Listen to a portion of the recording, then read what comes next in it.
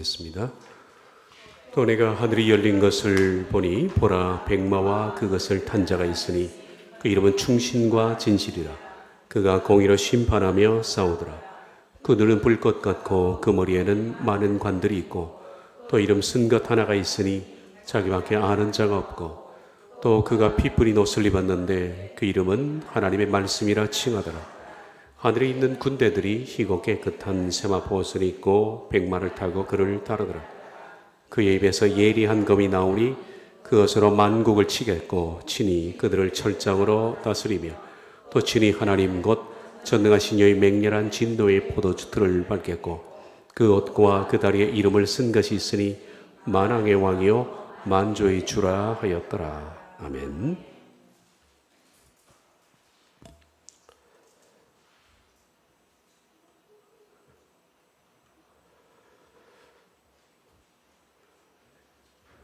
또 내가 하늘이 열린 것을 보니 보라 백마와 그것을 탄 자가 있으니 그 이름은 충신과 진실이라. 요한은 백마를 탄 그리스도를 보게 됩니다. 그리고 그 그리스도의 별명이 충신 그리고 진실. 바로 번역하자면 신실한 그리고 진실된 예수님의 별명입니다. 신실한 그리고 진실된. 충성된이라는 뜻은 한결같다라는 뜻입니다. 신실하다, 한결같다, 변함이 없다. 어떤 상황에서도 변함이 없는, 어떤 환경이 바뀌어도 한 번 품은 그대로 가는 예수님께서는 십자가상에서도 변함이 없고 그것이 바로 충신, 변함이 없는 뜻입니다. 그리고 두 번째 진실된, 그건 참된이라는 뜻입니다. 참된. 예수님의 이 별명은 곧 그리스도인들이 가져야 할 별명과 똑같습니다. 그리스도인들은 변함이 없어야 한다. 사람에게가 아니라 하나님께. 한결같아야 한다. 늘. 그리고 진실되어야 한다. 이 두 가지 의미를 같이 가지고 있는 단어가 아멘이라 그랬습니다. 아멘. 그 이름은 아멘이라. 우리가 아멘 할 때 그 뜻은 한결같습니다. 그리고 참됩니다. 그 뜻입니다. 그분이 재림의 준비를 마쳤습니다. 오늘 이어서 11절 봅니다. 또 내가 하늘이 열린 것을 보니 보라 백마와 그것을 탄 자가 있으니 그 이름은 충신과 진실이라. 그가 공의로 심판하며 싸우더라.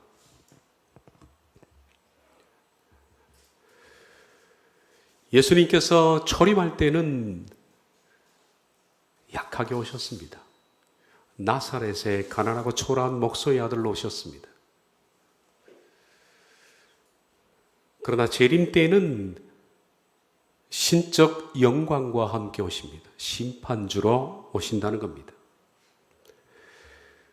마태복음 16장 27절에 보면 인자가 아버지의 영광으로 그 천사들과 함께 오리니 아버지의 영광으로 온다. 25장 31절 인자가 자기 영광으로 모든 천사와 함께 올 때에 자기 영광의 보좌에 앉으리니. 골로새서 3장 4절 우리 생명이신 그리스도께서 나타나실 그때에 너희도 그와 함께 영광 중에 나타나리라. 영광 중에 나타난다.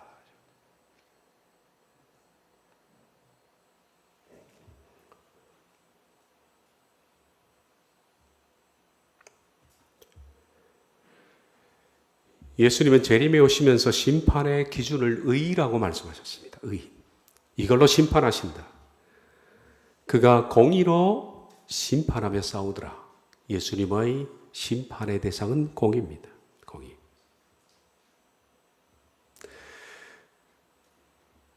온 세상을 심판하실 때 그분은 의로 심판하신다. 그런데 생각을 해보면 우리가 지금까지 살아오면서 이 세상에 의가 심판의 기준이 된 적이 없습니다. 없습니다. 인간이 만든 의가 있습니다. 인간의 기준으로 공의롭다 한 인간의 기준으로 심판했지 언제 하나님의 공의로 이 세상이 심판된 적이 있느냐. 이 하나님의 의가 죄를 판결한 적이 세상에는 없었습니다. 지금껏 한 번도 없었습니다. 그런데 예수님의 재림과 더불어서 예수님은 하나님의 의로 심판하시겠다.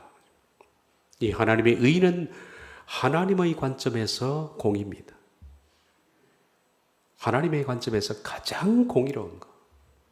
하나님이 공의롭다 하신 것은 인간이 깊이 생각할수록 옳은 겁니다. 인간이 만든 법도 우리가 생각할수록 가장 타당합니다. 심지어 하나님이 만든 의는 사람이 깊이 생각할수록 가장 정의로운 것입니다. 가장 타당한 것입니다. 이 하나님의 의는 인간의 윤리뿐만 아니라 신앙의 기준을 총망라하는 의입니다. 신앙의 기준의 잣대 그리고 윤리적 기준의 잣대입니다. 신앙과 윤리의 가장 공의로운 관점에서 인간을 척도하시고 심판하신다. 하나님은 인간을 창조하시면서 여러분과 저희 마음속에 하나님의 의에 대한 심판의 기준을 설정을 해 놓으셨습니다. 그걸 양심이라 그렇게 불렀다라고 말씀을 드렸습니다. 이 양심은 하나님께서 내 속에 심어 놓으신 하나님의 의입니다. 물론 양심이 완벽하지는 않습니다.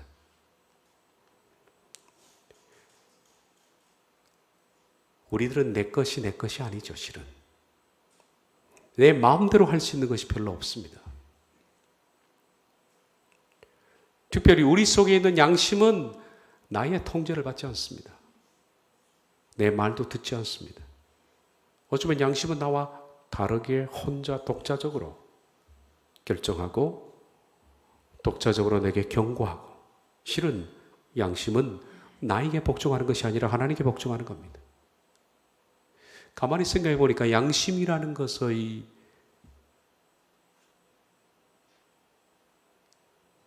존재는 하나님의 것이지 내 것이 아니에요. 우리 인간은 항상 내 속에 가지고 있는 죄의 성향 때문에 하나님의 뜻과 다른 방향으로 그냥 놔두면 가려고 합니다. 그래서 항상 양심이라는 것은 우리에게 야당이 되는 겁니다. 나를 고발하고 나를 지적합니다. 그래서 아프죠. 아프게 하고 고발합니다. 사람들은 대체 양심의 소리를 잘 듣느냐? 참 양심적인 사람인데 대체적으로 사람들은 양심의 소리를 거부하고 삽니다. 아마 우리도 많이 거부하고 살았을 겁니다. 이 거부가 습관이 되면 어떻게 해요? 자꾸 습관적으로 거부하면 둔해집니다. 그게 특징입니다. 양심은 우리가 그 소리를 듣고 또 듣고 청취하려고 하면 양심은 굉장히 바른 기준을 제시합니다. 예민해지고 양심은. 그리고 더 깊은 차원의 하나님의 공의를 제시합니다. 그런데 양심을 슬프게 하면, 다시 말하면 양심을 우리가 습관적으로 듣지 않으려고 그러고 거부하고 무시하고 살면 양심은 점점 마비됩니다. 이게 특징입니다. 이상한 일이죠.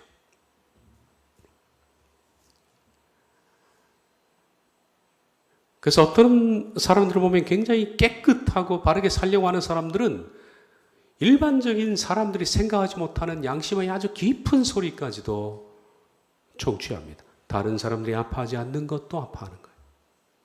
그 양심이 살아난다는 것은 어떤 의미에서 더 많이 아픈 겁니다. 이게 더 많이 괴로운 것이고 더 힘들어지는 것입니다. 양심의 소리를 자꾸 거부하고 그것을 무시하고 내 육성대로 그렇게 살아가면 양심은 점점 기능을 잃고 마비가 되는데,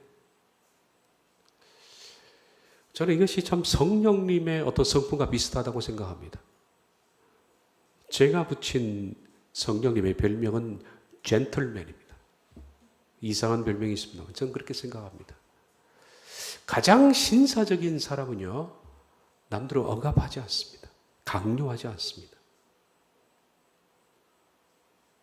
가장 좋은 얘기를 하고 가장 바른 얘기를 해도 그 사람이 듣지 않으면, 폭력적인 사람은 자기 뜻을 관철하기 위해서 폭력을 쓰거나 욕을 하거나 상황을 이상하게 만들거나 악담을 퍼붓거나 그런 방향으로 나가잖아요. 그런데 젠틀맨은 어떻습니까? 한두 번 권고해서 듣지 않으면 조용히 피합니다. 피해요. 성령님의 특징이 뭐냐 하면 바로 그렇습니다. 성령님은 우리가 죄를 짓게 되면 그분은 소멸하십니다. 강요하지 않습니다. 야단치지 않습니다. 그분은 조용히 접습니다. 그리고 마침내는 성령을 소멸하지 말라. 데살로니가전서 5장, 소멸이라는 것은 불을 끄다라는 것인데 그분은 우리 속에 불을 꺼버립니다. 그리고 조용히 나가십니다. 양심도 어떤 의미에서는 이 성령님의 성품과 굉장히 닮아 있는 젠틀맨입니다. 그러니까 양심의 소리를 충고할 때 청취하고 그것에 예민하게 반응하면 양심은 우리를 더 깊이 가르칩니다. 더 높은 차원으로 우리를 이끌기도 합니다. 그러나 양심의 소리를 거부하고 또 거부하고 자꾸 거부하면 둔감해집니다. 그리고 양심은 마침내 뭐가 되느냐? 화인 맞은 양심이 되는 거예요. 화인. 그게 특징입니다. 그래서 하나님의 진리를 따라 살아가는 사람들의 공통점은 뭐냐면 양심을 괴롭게 하지 않는 거예요. 양심을 괴롭게 하지 않습니다. 화인 맞는다는 것은 불화자 아닙니까? 그리고 도장입니다. 불도장이죠. 불도장을 찍어 놓은 것과 같은 그런 상태에 처했다라는 뜻입니다. 화인 맞았다라는 것은. 그 당시는 노예들을 불도장으로 찍었거든요. 마치 인두 같은 것에 주인의 이름을 써서 이 사람이 존슨이라는 사람의 노예면 존슨이라고 도장을 찍은 것을 불에 달궈서 인두로 지집니다. 그러면 새겨지겠죠. 그러면 존슨의 재산 목록이 되는 겁니다. 그것이. 어떻게 할 수 없는 겁니다. 그렇게 되면 화인 맞았다라고 한다면 어떻게 되겠습니까? 그 피부가 나중에는 화상을 입고 그 치료되는 과정에서 나중에 딱딱해지겠죠. 단단해집니다. 그래서 피부 가운데 불로 인두로 지진 것처럼 지져놓은 그 부분은 단단해집니다. 화인 맞은 양심이라는 것은 양심이 기능을 잃어서 단단해졌다는 뜻입니다. 이 상태로 가게 되면 그 속에는 하나님의 심판의 자수가 없고 또 화인 맞은 양심을 가지고 있는 사람들이 결코 구원의 길로 간다는 말은 맞지가 않는 겁니다. 구원의 길로 가는 사람은 양심이 예민하게 살아있는 거예요. 예민하게. 그래서 일반 사람들이 고통스러워하지 않는 것까지도 괴로워하는 겁니다. 양심이라는 것은 처음 우리가 이 땅에 태어날 때 하나님께서 아이들에게 심어놓은 양심은 굉장히 예민합니다. 그냥 순백색 그 자체입니다. 어릴 때는 아이들이 그래서 정직합니다. 거짓말을 혐오합니다. 종종 사람들은 그렇게 생각하기도 합니다. 애들이 거짓말을 한다. 속인다 그러지만은 그렇지 않습니다. 그 유아 심리를 몰라서 어른들이 자기 관점에서 생각하기 때문에 그렇습니다. 애들은 만나지 않았는데도 누구 만났다 그러고 애들은 한 것도 아닌데 했다 그러고, 얘가 거짓말하네 그래가지고 손찌검을 한 적도 있을 겁니다. 근데 아이는 거짓말한 게 아니라 얘는 어릴 때 자라면서 유아 심리가 현실과 생각을 구별을 못하는 거예요. 아이들은. 그래서 머릿속으로 상상한 것이 애들은 현실인 것처럼 느껴져서 상상을 현실처럼 하다 보니까 그 상상이 자꾸 많은 게 왜 그러냐면 뇌가 용량이 커지는 과정입니다. 뇌가 자라잖아요. 뇌가 자라니까 아이들은 굉장히 많은 생각을, 어른들이 생각하지 못하는 너무 많은 생각들을 하게 됩니다. 그런 과정에서 현실과 이상을 구별하지 못하는데, 그러다 보니까 어른의 입장에서는 거짓말하는 거. 뭐가 되려고 아이가 거짓말. 그래서 손을 대고 그렇게 합니다만은 어른들의 실책입니다. 저도 이런 실수를 많이 범했던 것 같습니다. 어른들이 오해한 것뿐이지 애들의 양심은 정말로 예민하고 깨끗합니다. 너무 정직하고 그리고 거짓말을 혐오합니다. 그러나 우리가 점점 이 타락한 세상과 접촉해서 살아가면서 뭘 느낍니까? 거짓말, 남을 속여야 하고 또 나를 위장해야 되고, 그렇게 할 때 이 세상을 살아가는 것이 더 적합하고 더 내게 유리하다는 것을 깨닫게 됩니다. 왜냐하면 이 세상이 죄악으로 관영되어 있기 때문입니다. 세상은 타락되어 있습니다.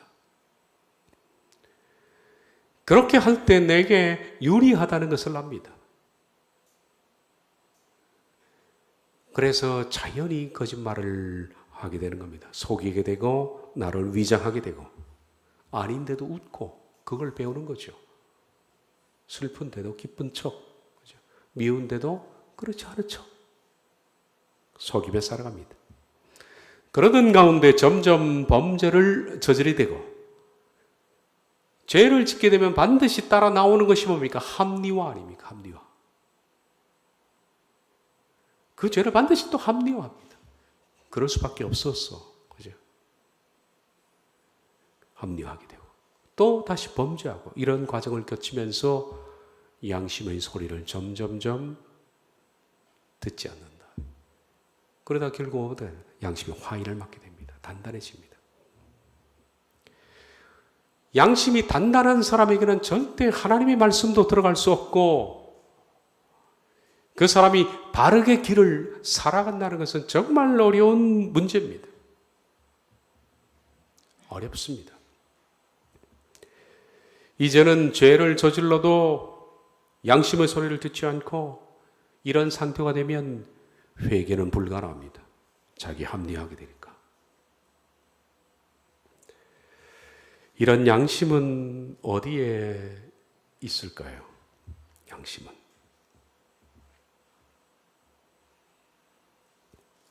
하나님께서 인간을 창조하실 때 하나님의 형상으로 인간을 만드셨습니다. 그 형상 때문에 인간 속에 양심이라는 것이 들어왔습니다. 그러니까 형상 속에 뭐가 들어있는 부분입니다. 이것이. 하나님의 형상, 우리가 우리의 형상대로, 우리의 모양대로 사람을 만들자. 형상. 이 형상이 뭘까요? 히브리어로 첼렘이라는 이 형상은 영어에서 이메이지로 번역합니다. 어떤 개념. 근데 첼렘은 히브리서 원어에서는 그냥 속사람입니다. 속사람. 우리가 이 껍데기가 있고, 그리고 진짜 존재하는 내, 생각하는 나가 있습니다. 그래서 우리 이 밖을 겉사람이라 부르고 속에 생각하는 나를 속사람이라 그렇게 부릅니다. 그 속사람이 첼렘입니다. 하나님께서 겉사람이 있고 속사람이 있다는 얘기가 아닙니다. 하나님은 형상이 없는 분입니다. 하나님의 첼렘은 뭘까요? 하나님의 성품에 관련된 겁니다. 하나님은 하나님의 성품에 관련된 것을 일부 인간의 마음속에 심어 놓으셨습니다. 하나님의 형상이라는 것을 통해서. 그러므로 양심이 존재하는 좌소는 하나님의 형상입니다. 따라서 양심은 하나님의 편에서 일을 하는 겁니다. 그러면 하나님의 형상인 양심은 우리 속에 어디 있을까요? 우리 뇌의 어느 부분에 있을 겁니다. 생각하는 기능이니까. 뇌 안에 어디 있습니다.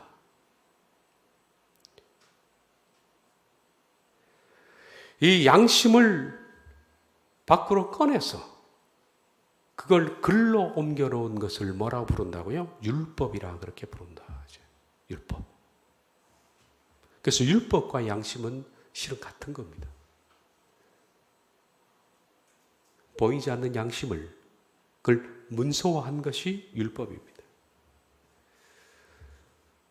양심, 정말 하나님께서 하나님의 형상으로 우리 속에 깊이 박아둔 내 뇌 속에 생각하는 기능, 그 가운데 들어있는 양심. 양심의 원래 이 뜻이 시네이데스라는 것은 신이 함께라는 뜻이고 에이데네스라는 뜻이 안다라는 뜻입니다. 그러니까 함께하는 것. 양심이 뭐냐? 나 혼자만 설한 것이 아닙니다. 하기야 양심이 타락하면 사람들은 자기 생각이 옳아지는 겁니다. 양심이 부패할수록 사람들은 내가 기준이 되는 겁니다. 네가 틀렸고 내가 맞는 거예요. 그런데 양심이라는 것은 모든 사람들이 다 같이 고개를 끄덕이는 것. 10사람이 모이면 거의 9명 내지 10명이 그게 옳아라고 하는 것. 그게 양심입니다. 함께 아는 것. 혹은 함께 공감하는 것. 거기 시네이데스. 양심은 말씀드린 것처럼 하나님께서 인간을 창조하실 때 인간의 내면에 심어놓으신 하나님의 심판대입니다. 우리 삶의 심판대. 그래서 우리가 살면서 잘못된 행동을 하거나 속이거나 거짓말하거나 상식에 위배된 일을 할 때 양심은 격하게 우리를 반대합니다. 틀렸다고 지적하는 거죠. 바로 이 양심 때문에 인간은 더 이상 죄를 범하려고 해도 양심의 지적 때문에 거기서 괴로워하면서 멈추게 되는 겁니다. 마치 바닷물이 육지를 침범하지 않는 것처럼 세게 치면 더 들어가지만은 일정 부분까지는 가지 않는 것처럼 양심 때문에 인간은 죄를 짓다가도 여기서 멈춰야지. 더 이상 가면 안 돼. 하기 때문에 이 세상이 더 이상 악으로 치닫지 않게 하나님 만드신 겁니다. 참 하나님이 아름답게 만드신 좌소, 양심입니다. 모든 사람들이 공감하는 것, 옳다 하는 것. 모든 사람을 불러놓고 물어보면 도적질이 좋은 겁니까? 나쁜 겁니까? 다 나쁜 겁니다. 그래요. 그건 누가 어릴 때부터 가르쳐서 그런 것이 아닙니다. 원래 박혀 있는 것입니다. 살이 나쁜 것이며 그리고 부모를 거역하는 것이 거짓말하는 것이 다 나쁘다는 것은 모든 사람들이 학습에 의해서가 아니라 박혀있는 본능에 의해서 그렇게 대답합니다. 십계명이라는 것은 바로 우리 속에 있는 양심을 밖으로 꺼내어서 10가지 계명으로 묶어놓은 겁니다. 그러므로 십계명을 다른 말로 하면 양심의 요약입니다. 양심의 요약. 사도 바울이 로마서에서 그걸 말하는 거예요. 이방인은 양심으로 자기 죄를 깨닫고 유대인들은 율법으로 죄를 깨닫느니라. 율법이 많이 있지만 율법을 요약하면 10가지입니다. 다시 말해서 그것은 양심의 요약본입니다. 양심의 요약본. 그 사람이 신자이건 아니면 불신자이건 간에 우리가 10계명 가운데 제5계명부터 10계명 6가지 계명에 대해서는 양심적으로 모든 사람들이 불신자라 할지라도 고개를 끄덕입니다. 공감하는 부분입니다. 슈레이데스, 함께 공감하는 것. 제5계명, 내 부모를 공경하라. 공감하는 겁니다. 공경이라는 이 말은 카베는 간이라는 뜻이 간. 내 부모를 간으로 섬겨라. 그런 뜻입니다. 간을 꺼내놓듯이. 부모를 공경하는 것은 모든 사람들이 공감하는 바입니다. 살인하지 말라, 간음하지 말라. 모든 사람들이 다 그건 죄야. 도적질하지 말라, 내 이웃에 대하여 거짓 증거하지 말라. 네 이웃의 집을 탐내지 말라. 네 이웃의 아내나 그의 남종이나 그의 여종이나 그의 소나 그의 낙이나 무릇 내 이웃의 소유를 탐내지 말라. 우린 윤리, 도덕적으로 제5계명부터 10계명까지 모든 사람들이 양심으로 공감하는 바입니다. 이것은 배워 학습한 것이 아니라 어릴 때부터 그냥 지켜온 겁니다. 이것이. 근데 양심의 영역은 이것만 국한되는 것이 아닙니다.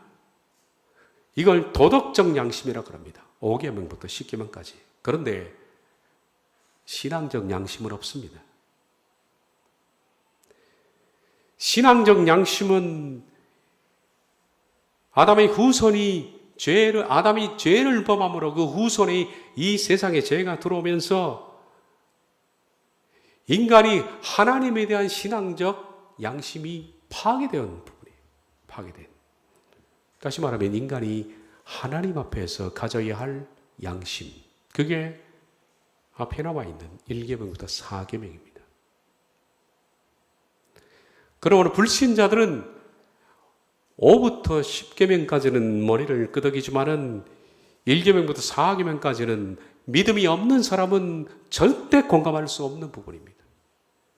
믿음이 들어와야만 1계명부터 4계명까지 신앙 양심이 살아나는 거예요. 1계명, 너는 나 외에 다른 신들을 네게 두지 말라. 불신자에게는 이게 하등 가책이 없는 부분입니다. 두 번째, 너를 위하여 새긴 우상을 만들지 말고 또 위로 하늘에 있는 것이나 아래로 땅에 있는 것이나 땅 아래 물속에 있는 것의 어떤 형상도 만들지 말며 그것들에 절하지 말며 그것들을 섬기지 말라. 나니 하나님 여호와는 질투하는 하나님인즉 나를 미워하는 자의 죄를 갚되 아버지로부터 아들에게로 3, 4대까지 이르게 하거니와 나를 사랑하고 내 계명을 지키는 자에게는 1000대까지 은혜를 베푸느니라. 우상을 만들지 말라.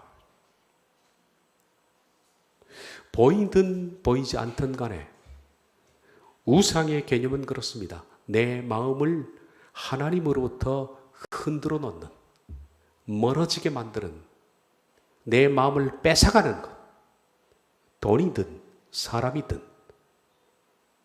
어떤 직업이든 내가 열정을 다해서 하는 전문적인 일이든 내 삶에 하나님으로부터 시선을 빼앗아가는, 그래서 내 마음을 집중시키게 만든 것이 다 우상입니다. 그 개념이. 세 번째, 너는 네 하나님 여호와의 이름을 망령되게 부르지 말라.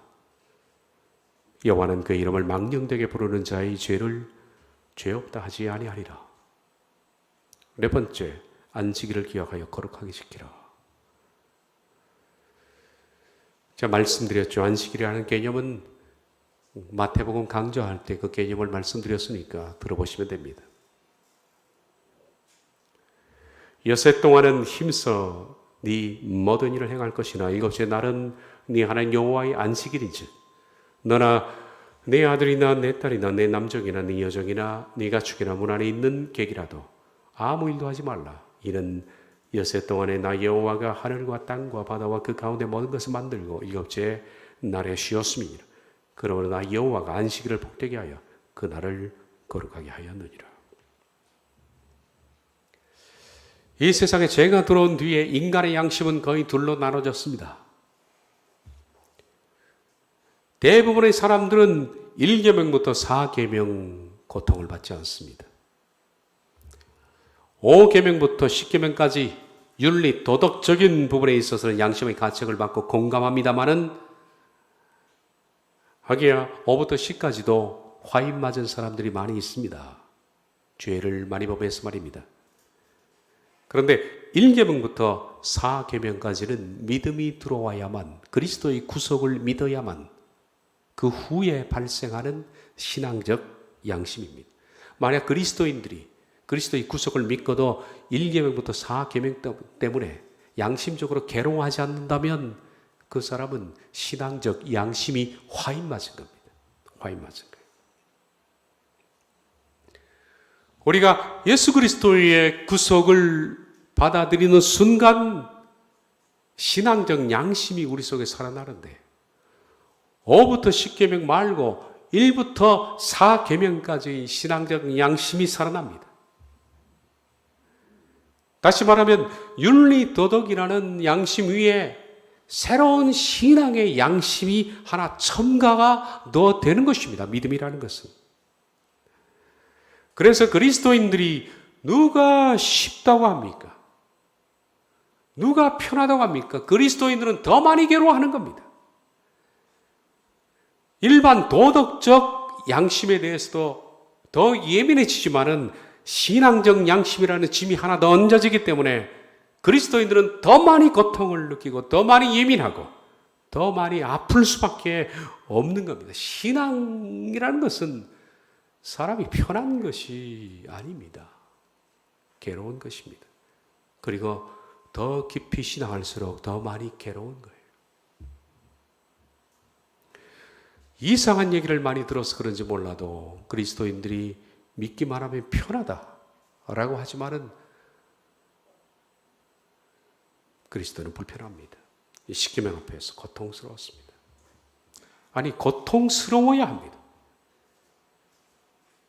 그러므로 양심 앞에 더욱 고통스러워야 한다. 신앙 그리고 도덕. 그것이 바로 그리스도인들의 정체성이라 그렇게 말할 수가 있는 겁니다.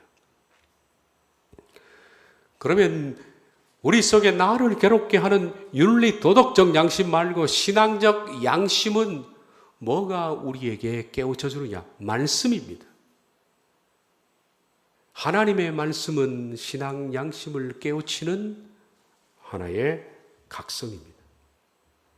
만약 그리스도인들이 교회에 출석한 뒤로 말씀을 읽지 않거나 말씀을 듣지 않거나 말씀을 모른다면 어떻게 될까요? 신앙 양심이 둔한 사람입니다. 많습니다. 이런 사람이 허다합니다. 교회 안에. 교회당을 들어도 신앙 양심이 없는 사람이 너무나 많이 있습니다. 사탄은 그리스도인들이 말씀에 집중하지 못하도록 온갖 주변에 유혹의 덫을 설치해 놨습니다. 자, 다른 관점에서 얘기해 봅시다. 번영주의가 뭐가 나쁘고 뭐가 옳으냐 그걸 떠나서 인본주의나 은사주의나 예정론자들이 뭐가 옳고 그르냐를 떠나서 이것들이 하는 역할이 뭘까요? 우리가 하나님 말씀을 집중하지 못하도록 시선을 뺏어가는 역할을 합니다. 번영주의에 심취해 있으면 말씀 안에 있습니다. 그렇잖아요. 뭐 말합니까? 달라고 기도만 열심히 하죠. 복받을 생각하고 목사님께 안수기도 받을 생각하고 축복받을 생각하지 하나님 말씀이 뭘 뜻하는지를 모릅니다. 수십 년 신앙생활하고 평생 신앙생활을 해도 말씀의 뜻이 뭔지를 모르는 사람들이 허다합니다. 왜 그렇습니까? 심취되어 있기 때문입니다. 인본주의 그리고 은사주의 뭔가 눈으로 보고 느끼고 하는 데 마음을 빼앗기다 보니까 말씀에 둔해지는 겁니다. 예정론자 마찬가지. 일단 내가 예정 받았는데 그런 달콤한 사탕을 빠는 사람들은 양심이 지적하는 하나님 말씀을 듣지 못해서 시간이 지날수록 둔해진다. 이 신앙적 양심을 날카롭게 갈고 양심을 살리는 것은 말씀인데 말씀을 듣는, 말씀을 깊이 이해하고 말씀을 듣고 말씀 속에 살아가는 사람들의 특징은 뭐냐면 신앙 양심이 너무 예민해진다는 거예요. 괴로울 정도로 예민해지는 거예요. 고통스러울 정도로 예민해지는 겁니다. 말씀을 듣지 않는 사람에게는 그런 예민함이 없습니다. 하나님 말씀은 항상 내 생각을 지적합니다. 내 판단과 내 가치가 틀렸다는 것을 지적합니다. 그걸 깨닫는 거예요. 그래서 그리스도인들은 괴로운 거예요. 괴로운 거.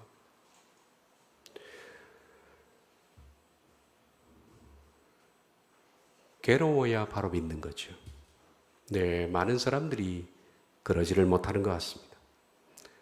많은 교인들은 일반적으로 신앙 양심 없이 그냥 살아갑니다. 하나님 말씀을 듣기 위해서 예배당에 나와도 말씀을 듣지 않는 것 같습니다. 필요한 것만 듣고 그리고 말씀이 지적하는 것을 듣지 않으려고 합니다. 여기는 목사들의 책임도 큽니다. 그냥 설교에 사탕만 발라서 제공하는 그 달콤한 설교, 교인들이 좋아하는, 길을 즐겁게 하는, 그러다 보니까 그들이 하나님 말씀을 접할 수 있는 기회가 없다는 겁니다. 성경을 모른다는 것은 충격적입니다. 성경을 모르고 어떻게 양심이 살아납니까? 어릴 때부터 평생 믿어온 사람들, 대부분이 장로들인데, 큰 교회 장로님들, 그들 설교한 뒤에 종종 하는 말씀들 간혹 한 번씩 제게 질문을 하거든요. 질문을 하면 제가 충격을 받습니다. 어떻게 저런 질문을 할 수 있을까? 질문의 내용이 수준을 떠나서 이건 어떻게 저런 질문을, 저도 나이에 걸맞는 질문을 해야 되잖아요.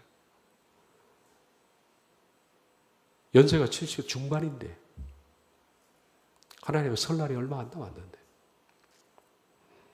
하시는 질문을 보면 어떻게 저분이 장로인가? 어떻게 저런 분이 서울대를 나왔을까? 정말 신앙적 상식으로 보면 초등학생도 아닌 그런 질문을 하셔요. 그래서 그 질문 내용보다 질문 자체가 너무 수준이 형편없어서 제가 충격을 받습니다. 목사로서 너무 시험에 들어요, 그때. 시험에 들 정도. 이유가 뭐냐? 말씀을 잃지 않은 거예요, 말씀을. 평생. 설교만 듣고 끝나는 거예요.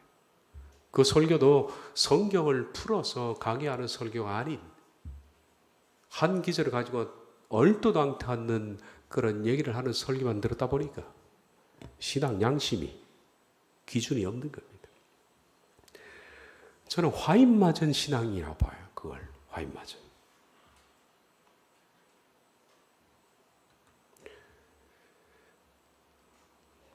그러다 보니까 신앙적으로 내가 뭘 틀렸는지 뭘 잘못하는지 모르는 거예요. 모르는 거예요. 그가 공의로 심판하면서 이제 예수님께서 재림하신 뒤에 비로소 공의, 신앙적 공의 그리고 윤리도덕적 공의로 최초로 세상과 사람들을 심판하십니다. 우리들은 이 양심이 살아나야 합니다. 신앙 양심이 살아나야 합니다. 그러기 위해서는 말씀을 자주 듣고 특별히 하나님 말씀을 푸는 하나님 말씀의 뜻을 바로 드러내는 설교를 들어야 합니다. 말 잘하는 것이 설교 잘하는 것이 아닙니다. 절대로. 말 잘하는 사람을 찾으려면 코미디언을 찾으면 됩니다. 더 말을 잘합니다. 하나님 말씀을 어떻게 정확하게 그 뜻을 밝혀내느냐 하는 것이 입이 좀 둔해도 유능한 설교자 아니겠습니까? 그런 말씀을 들어야 합니다. 그런 말씀을 이해하려고 그러고, 그런 말씀을 듣고 이해하려고 애를 쓰고, 그래서 이해가 되고, 이해된 말씀이 은혜가 되고, 그러면 뭐가 살아납니까? 신앙 양심이 살아납니다. 그러면 내가 무엇을 해야 될지 그 양심이 나를 가이드를 해줍니다. 게다가 우리 속에 뭘 약속하셨습니까? 보혜사 성령님이 너를 돕겠다 그러지 않습니까? 성령님이 양심과 더불어 함께 일하는 거예요. 많이 아프겠죠? 많이 고통스러울 겁니다. 그러나 그 고통과 아픔이 없이는 성장이 없는 겁니다.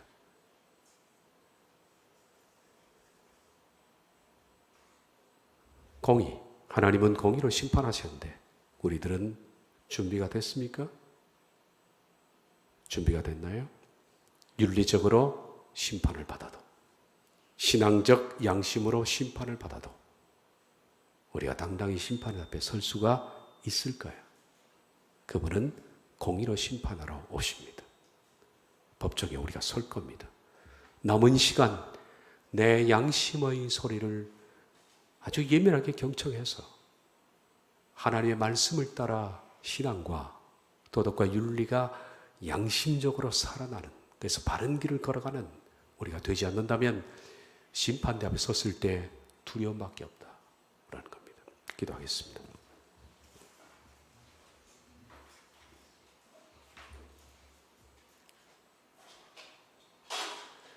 그가 공의로 심판하며 싸우더라. 이 말씀이 두렵습니다. 왜냐하면 우리들은 공의를 잘 모르기 때문입니다. 무엇이 신앙과 도덕에 의로운 것인가 하는 것조차도 많은 사람들이 모르기 때문입니다.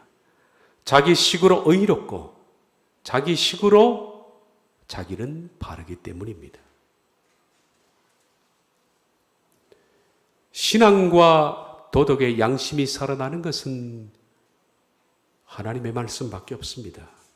말씀을 읽고 말씀을 사모하고 말씀을 경청할 때 우리 속에 신앙도 도덕도 양심이 회복되어 하나님께서 우리에게 지시하는 바른 음성을 듣게 되고 바른 기준을 따라 걸어갈 때 공의로 심판하시는 그 심판대 앞에 서더라도 두려워하지 않고 당당히 하나님의 심판대를 접할 수 있는 우리 모두가 되었으면 합니다. 예수님의 이름으로 기도하옵나이다. 아멘.